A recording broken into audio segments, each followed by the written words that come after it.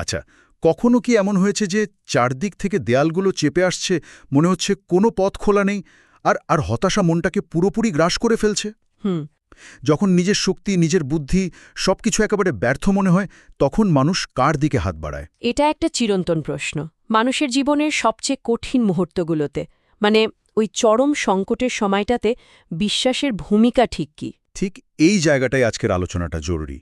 আমাদের হাতে মিজানুর রহমান আজহারির একটি বয়ানের কিছু অংশ এসেছে, যেখানে তিনি একেবারে এই বিষয়গুলো নিয়েই কথা বলেছেন। হ্যাঁ, তিনি দেখিয়েছেন যে কিভাবে চরম বিপদের মুহূর্তে আল্লাহর সাহায্য চাইতে হয়। চলুন এই কথাগুলোর গভীরে গিয়ে বোঝার চেষ্টা করি। অবশ্যই, চলুন বিশ্লেষণ করে দেখি এই কথাগুলোর মধ্যে হতাশা থেকে মুক্তির কি পথ বাতলে দেওয়া হয়েছে আর বিশ্বাসের শক্তিকে কিভাবে কাজে লাগানোর কথা বলা হয়েছে। বয়ানের শুরুতেই একটা খুব শক্তিশালী ধারণা পাওয়া যায়। সেখানে বলা হচ্ছে সুবহান আল্লাহ, সুবহান আল্লাহ। এই শব্দগুলো বারবার বলার কথা। মানে সাধারণ বিপদে পড়লে তো আমরা সমাধানের কথা ভাবি, অস্থির হয়ে যাই, কিন্তু এখানে শুরুই হচ্ছে আল্লাহর প্রশংসা দিয়ে। এর পেছনের কারণটা কি হতে পারে? আপনি খুব গুরুত্বপূর্ণ একটা পয়েন্ট ধরেছেন। এখানে একটা গভীর আধ্যাত্মিক দিক নির্দেশনা আছে। মিজানুর রহমান আজহারির বক্তব্য অনুযায়ী বিপদের মুহূর্তে অভিযোগ বা হতাশা প্রকাশ না করে বরং আল্লাহর পবিত্রতা আর মহিমা ঘোষণা করা হচ্ছে। সুবহানাল্লাহ। সুবহানাল্লাহ বলার মাধ্যমে একজন বিশ্বাসী আসলে স্বীকার করে নিচ্ছেন যে সবকিছুর ঊর্ধ্বে আল্লাহ আছেন এবং তিনি সব পরিস্থিতি থেকে পবিত্র। আচ্ছা। এটা মূলত নিজের বিশ্বাসকে চাঙা করার একটা প্রক্রিয়া। বিপদের চেয়ে যে আল্লাহর ক্ষমতা অনেক অনেক বড়, এই বিশ্বাসটা মনে স্থাপন করা। তার মানে এটা শুধু একটা মুখের কথা নয়, এটা এক ধরনের মানসিক প্রস্তুতি। নিজের মনকে এটা বোঝানো যে যিনি সাহায্য করবেন তিনি সর্বশক্তিমান। একদম।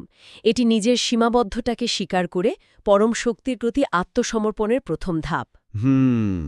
যখন একজন ব্যক্তি বলেন সুবহানাল্লাহ, তখন তিনি নিজের অহংকারকে সরিয়ে আল্লাহর পরিকল্পনার ওপর আস্থা রাখছেন।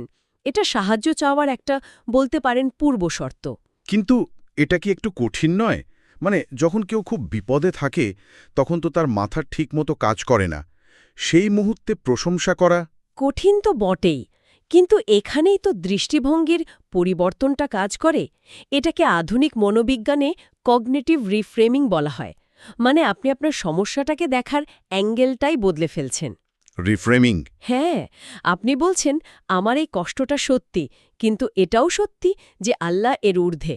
এটা আপনাকে তাৎক্ষণিক আতঙ্ক থেকে বের করে এনে একটা বৃহত্তর পার্সপেক্টিভে দাঁড় করায়। আচ্ছা, তাহলে প্রথম ধাপ হলো মানসিক প্রস্তুতি। এক্স্যাক্টলি।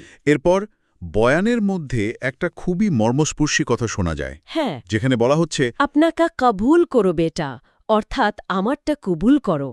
এই আকুতির মধ্যে একটা ডেসপারেশন বা গভীর আকুতি বোঝা যাচ্ছে। প্রার্থনার এই দিকটা নিয়ে যদি একটু বলেন। দেখুন, প্রার্থনার দুটো দিক। প্রথমটা হলো আল্লাহর প্রশংসা, যা আমরা আলোচনা করলাম, আর দ্বিতীয়টা হলো নিজের প্রয়োজনকে একেবারে বিনয়ের সাথে পেশ করা। কবুল করো কথাটার মধ্যে অসহায়ত্ব আর সম্পূর্ণ নির্ভরতার প্রকাশ ঘটছে। কোনো রাগ ঢাক নেই। একদম।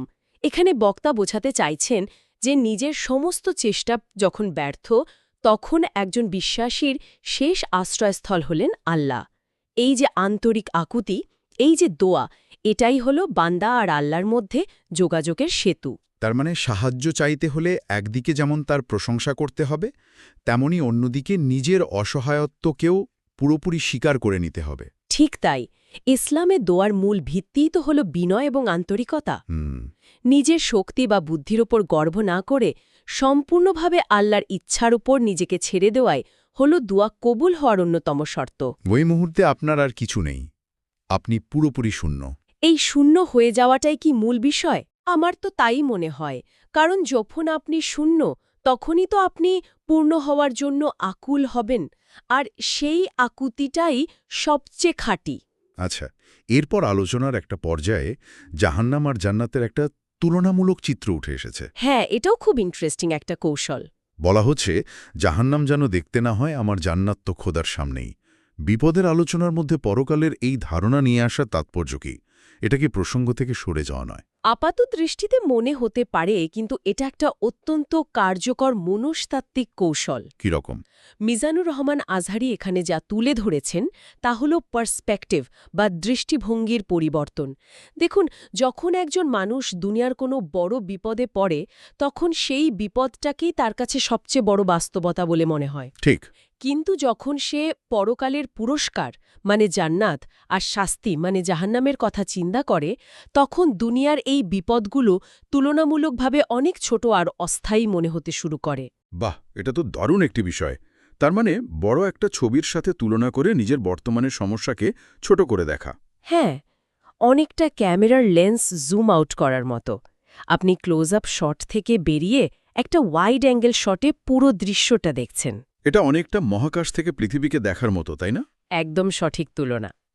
যখন নভোচারীরা পৃথিবীকে একটা ছোট নীল মার্বেলের মতো ভাসতে দেখেন, তখন দুনিয়ার যুদ্ধ, সীমানা, এই বিভেদগুলো অর্থহীন মনে হয়। ঠিক তাই। যখন একজন বিশ্বাসীর মূল লক্ষ্য হয় জান্নাত লাভ আর জাহান্নাম থেকে মুক্তি, তখন দুনিয়ার সাময়িক কষ্ট বা বিপদ তার কাছে গৌণ হয়ে যায়। এই চিন্তাটা তাকে ধৈর্য ধরতে এবং আল্লাহর উপর আস্থা রাখতে সাহায্য করে। এটা হতাশার বিরুদ্ধে একটা শক্তিশালী আধ্যাত্মিক ঢাল হিসেবে কাজ করে। তাহলে বিপদটা আর জীবন মরণের প্রশ্ন থাকে না, বরং পরকালের পথে একটা পরীক্ষা বলে মনে হয়। এক্স্যাক্টলি। এবং এই দৃষ্টিভঙ্গিটা মানুষকে অবিশ্বাস্য মানসিক শক্তি যোগায়। আচ্ছা, বয়ানের একদম শেষে একটি খুব সুন্দর কথা দিয়ে শেষ করা হয়েছে, যেখানে আল্লাহর ভালোবাসা এবং সফট কর্নারের কথা বলা হয়েছে। এই কথাগুলোর মাধ্যমে মূল বার্তাটা কি দেওয়া হচ্ছে? এটা আসলে পুরো আলোচনার সারসংক্ষেপ। সবশেষে মিজানুর রহমান আজহারি মনে করিয়ে দিচ্ছেন যে আল্লাহর সাথে বান্দার সম্পর্কটা শুধু ভয় বা প্রয়োজনের নয়, বরং ভালোবাসার সম্পর্ক। হ্যাঁ, বিপদে সাহায্য চাওয়া, প্রশংসা করা, পরকালের কথা ভাবা, এই সব কিছুর মূলে রয়েছে আল্লাহর ভালোবাসার প্রতি বিশ্বাস। তার মানে একজন বিশ্বাসী জানে যে আল্লাহ তার প্রতি একটি সফট কর্নার বা বিশেষ দুর্বলতা রাখেন। এই সফট কর্নার শব্দটা আমার খুব মনে ধরেছে। হ্যাঁ, ঠিক তাই।